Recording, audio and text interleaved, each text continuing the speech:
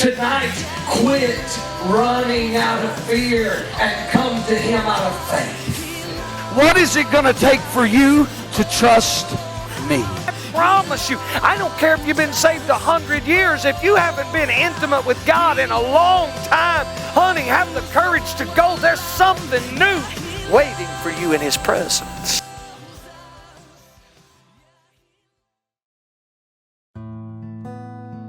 Hello friends and family of Short Round Ministries. I want to take a minute today and kind of just share with you about where we're at. We're at an incredible venue. It's at Joey and Craig Register's ranch, and these two guys have, I guess since they were knee-high to a grasshopper, all they ever wanted to do was be ranchers and farmers. So they worked hard. They spent their entire life putting back and saving and building an incredible herd. But I guess probably 10 years ago, Joey, was that right? We're in Salado happened at that Equine Champions for Christ? Actually 2008. In about 2008, there was something that happened within this family that changed everything. There was a surrender to Christ, and it's run through the whole family. I mean, this is Craig, and you'll find out through the interview, Craig will be the one that doesn't say a whole lot. But I will tell you this much, that when he does open his mouth to speak today, you're going to hear a heart. You will see what God did because a family submitted themselves to God. Some people that are watching this today may think, well man, that's neat that God can use that family, but man, they don't know us. I promise you, what God's doing here at Register Brothers is not uncommon with God if we let Him. So, Joe, I'm going to let you start because you're kind of always a spokesman, but I want just kind of tell us about the vision that you guys have for your place. Not just the cattle, but what has God laid on y'all's heart together as brothers and as a family about using what God's given you to reach people? Well, we've always worked great together since we were little bitty, sharing a bedroom together, raising chickens in our bedroom. Mama fussing at us, we've always had a good relationship together. And as we started growing spiritually, God opened up avenues for us to share our hearts in our home, our place, however we need to, just with His people. He laid it on my heart one day, seek the hungry. Seek the ones that's hungry in spirit, not physically hungry, but seek those guys. Open your hearts up and love on the ones that sometimes are hard to love.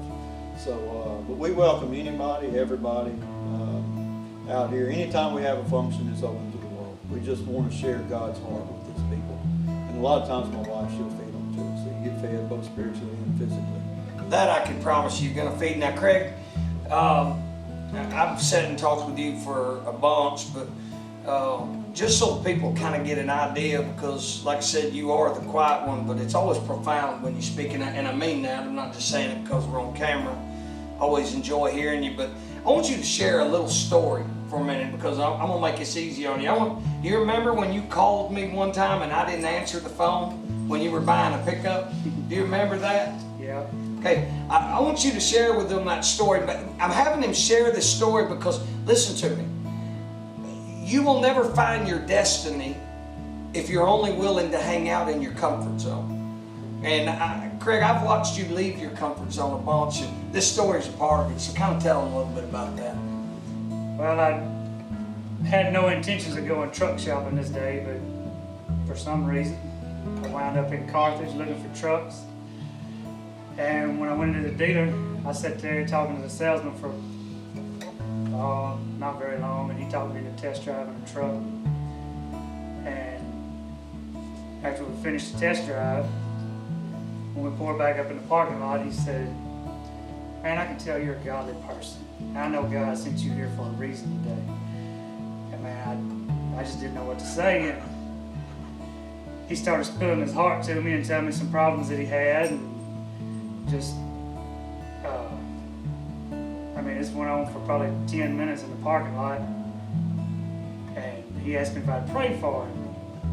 And I said, "Man, I know exactly the guy to do it." And I tried to call Ray like 3 or 4 times, and he wouldn't answer his telephone. And so I finally said, "Oh man, this is the first time I'd ever done anything like this."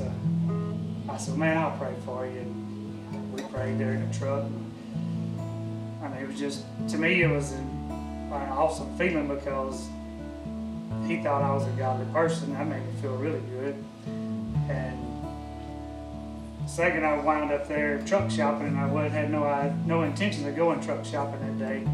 And I really think I made a difference in his life by showing up that day. And I did not buy a truck from him. So, but it's just, I mean, God works in mysterious ways.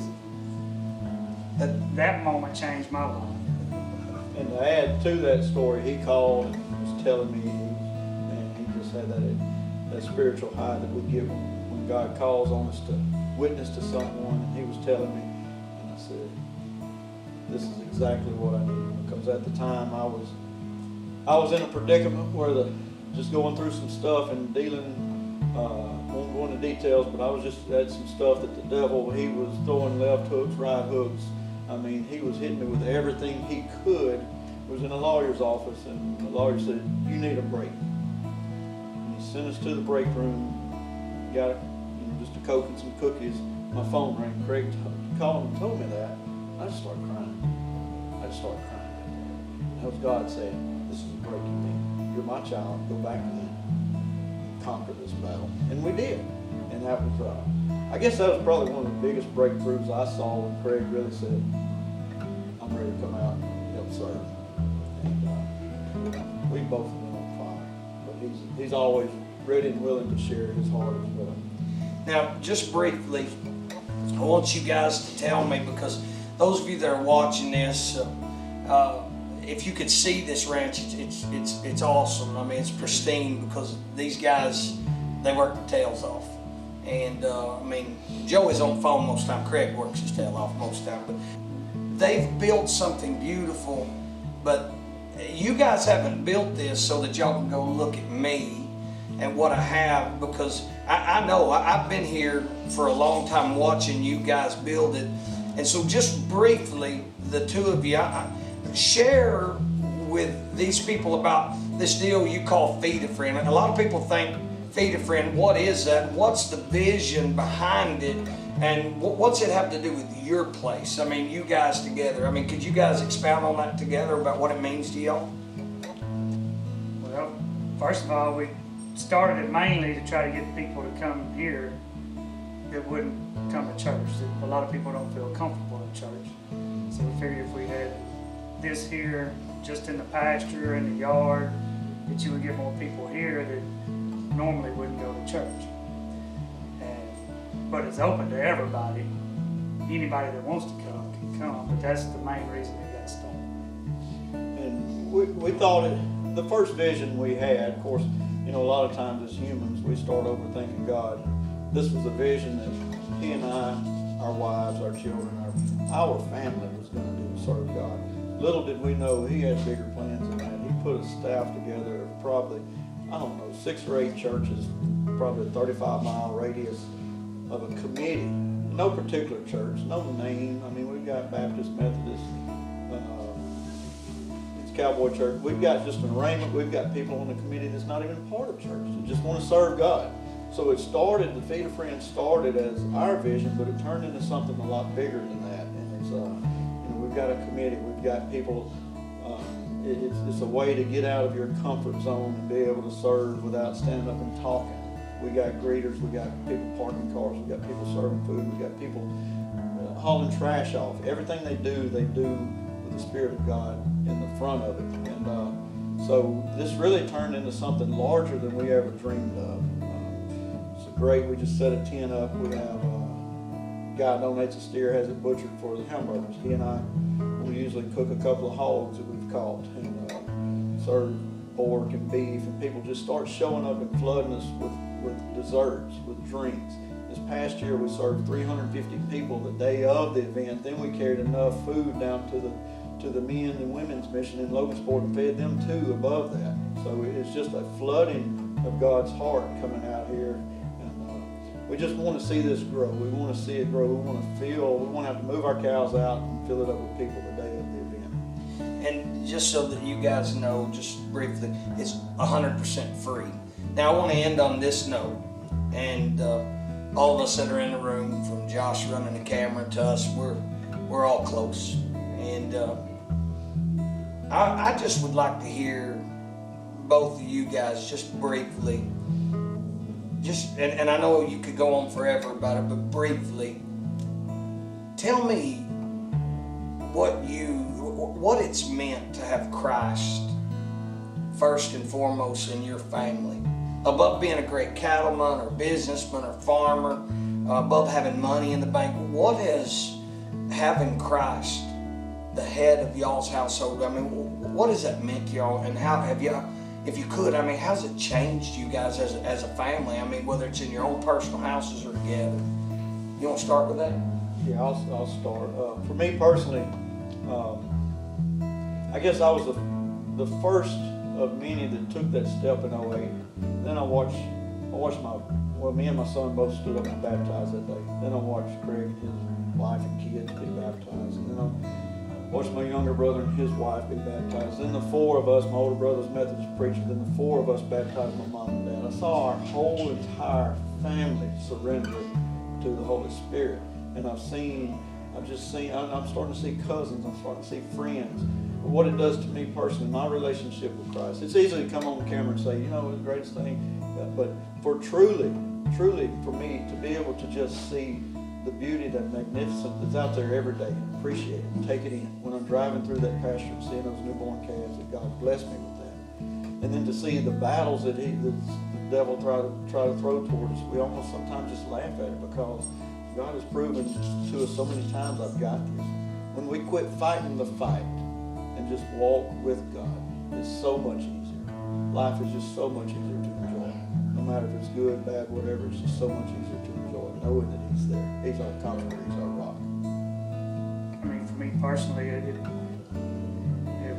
the blessings, I guess, from the time I've been saved, and then watch my wife get saved, my daughter get saved, and I mean, it just seems like the more you pour into God, the more He pours into you.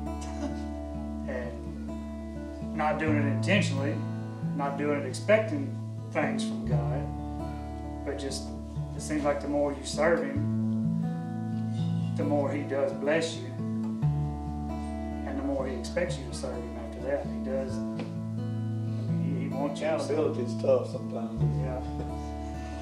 I found myself a couple of times doing what God wanted me to do, but I didn't really want to do it. But I did it anyway, because I know it's what He wanted me to do. Listen, we thank you guys for watching today. We want you to know that we love you, and what you're about to see is an event at Registered Brothers. We call it our porch meetings, but there'll be all kinds of people show up out here tonight, and they're going to eat chili. But most importantly, these brothers have come together, and they want to feed these people the Word. So we'll see you down the road, and we appreciate you.